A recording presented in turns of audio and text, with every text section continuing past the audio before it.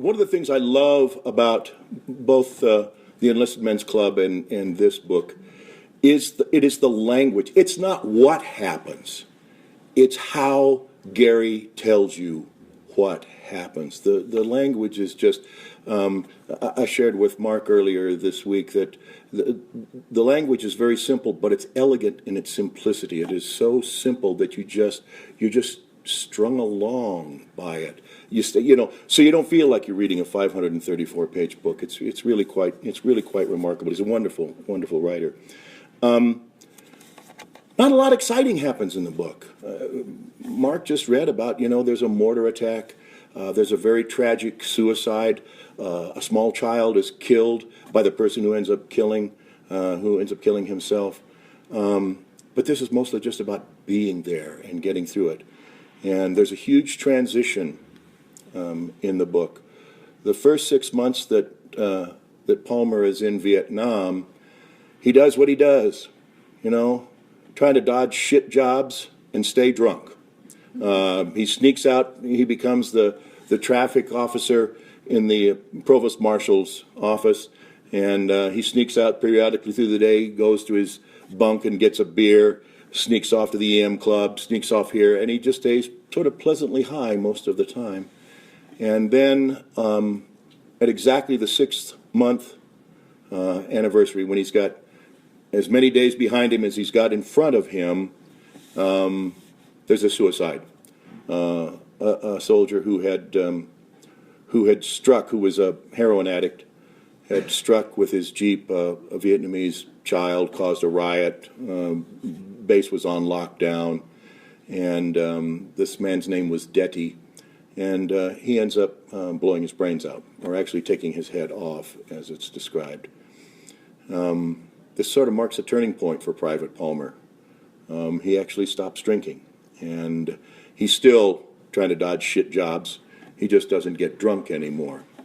So now the book is in 3 parts. There's a first part, and then there's a middle part, and then there's the third part. And I'm going to read from the beginning of the third part, where Private Palmer is now, as he says, a 2-digit midget, which means that he's only got less than 100 days to go in Vietnam. You'll hear he uses the word acronym DEROS, which means date eligible to return from overseas. So this is his ability to go.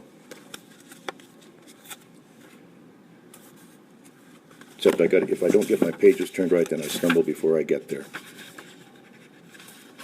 And I don't want to stumble. The monsoons have come and gone, have been replaced by a wet heat that has slowly dried with the arrival of summer. The scorching heat that Palmer remembers from his first day in Vietnam is returning, but will never quite make the mercury rise in Quy Nhon as it does in Long Binh. It had never really gotten cold during the monsoon season, not Denver cold, but tropical cold, so that sometimes at night Palmer would be forced to reach up into the darkness and switch off his fan. The silk-like fabric of his poncho liner did not keep his body heat in and was not designed to do so. He would awaken shivering in the fan breeze and would smile because he could not recall shivering since MP school on a day that it had snowed for the first time in that part of Georgia in more than a decade. 2 months ago, he woke up to find himself with 99 days left in Vietnam. Palmer is a 2-digit midget. The descent toward his DEROS and his ETS and his discharge had begun 5 months ago during a weekend that he tries not to think about, the weekend that Detty killed himself. The next major mark on the calendar of his descent occurred when he had 65 days left in Vietnam, which meant he had been there for 300 days, the bulk of his tour as he thinks of it, had thought of the remaining 65 days like a LEM module breaking away from the bulk of a rocket ship, leaving the dull, brainless monstrosity behind, that he might circle the moon and return to Earth in little more than his own skin, baked bronze by the sun, chilled by monsoons, and splashing down just east of the Pacific in Fort Lewis, Washington, where his brother Phil had once trained to come over here and maybe die like the 44,000 men before him. They don't print a running tally of Vietnam dead in the Pacific Stars and Stripes, an average of 10 Americans die every day, though not all of them in combat. There is the occasional suicide, or fatal traffic accident, or drug overdose.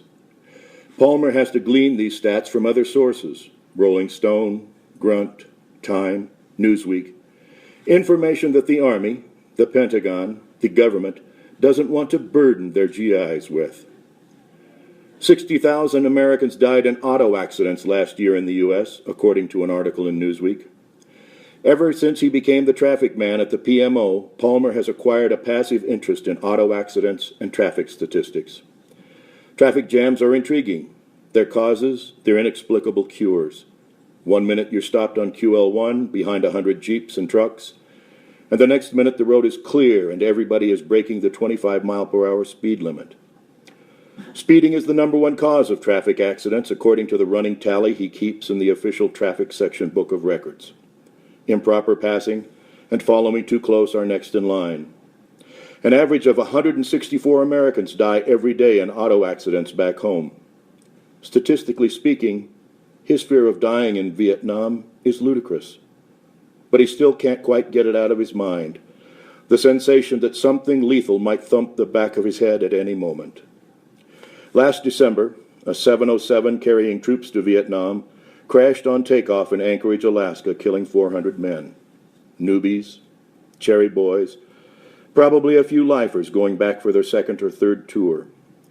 Palmer read the story at the same table where he is seated now, in the airfield cafeteria, fucking off before going back to work. When he read the story, he recalled his own takeoff from Anchorage. Thrust like a bullet into a blizzard, he had expected to die, either in Anchorage or on the flight down the wall of the world to Southeast Asia. Flying is a crock of shit, but he hadn't died. Had expected to die sometime during the past 335 days, but hadn't, and still expects to die before his Deros arrives, because he is entering new territory, though not particularly unfamiliar, which GIs refer to as the short timer shakes. If I can just get through this last month, everything will be okay. He doesn't look forward to his flight home, 15 hours in that false blue medium. If he makes it back to America alive, he will never leave the United States again, as long as he lives. They're crushing slot machines with Army tanks in Saigon. Palmer studies a black and white photograph in the newspaper, a mountain of slots being trampled by the treads of a tank with a grinning GI sticking his head up out of the hatch.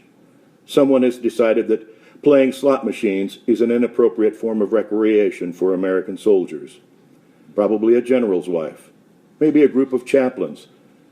Do chaplains pass the collection plate at services? He doesn't know. He's never been inside an Army church. He stubs out his cigarette in the stamped tinfoil ashtray on the table, heated by morning sunlight streaming through the picture window. There are not as many people in the terminal today as there had been all year, had been on the day he arrived in Quy Nhon, not as many people in Quy Nhon itself as 11 months ago. America is withdrawing from Vietnam, and this has manifested itself in ghost towns that have sprouted up all over the city. American camp compounds abandoned by one by one, until there are only a few units left. Engineering, hospital, and of course the MPs, because MPs are always the last to leave a war zone. Palmer was told this in MP school, but he didn't really believe it. He thought the last to leave a war zone would be infantrymen walking backwards with rifles blazing. But he had thought an awful lot of things that bore no relationship to reality before he came to Vietnam. The last to leave a war zone are cops looking for looters, AWOLs, deserters, tying things up neatly and leaving the devastated landscape behind for whoever owns it or will inherit it. He rises and walks to the doorway of the terminal, pushes it open, and steps out into the morning air that retains some of its nighttime coolness and will never really grow unbearably hot, though maybe he has gotten used to it. His fatigues stopped turning black in the underarms and back a long time ago. He never even noticed when it ceased. He has become acclimated. His fatigues have paled to the color of silverfish, the only pair of fatigues that have survived his tour without ripping out at the knees, the collar not quite frayed enough to receive a chewing out by a sergeant. He wears these fatigues in lieu of his newer, greener fatigues because he is a two-digit midget and wants everybody to know it. He had never played sports when he was in school, neither grade school nor high school, never won a trophy or wore a letter jacket, and that is what this cloak of pale ripstop is, Palmer's letter jacket, that he will wear every workday for the next month until it is time to go home.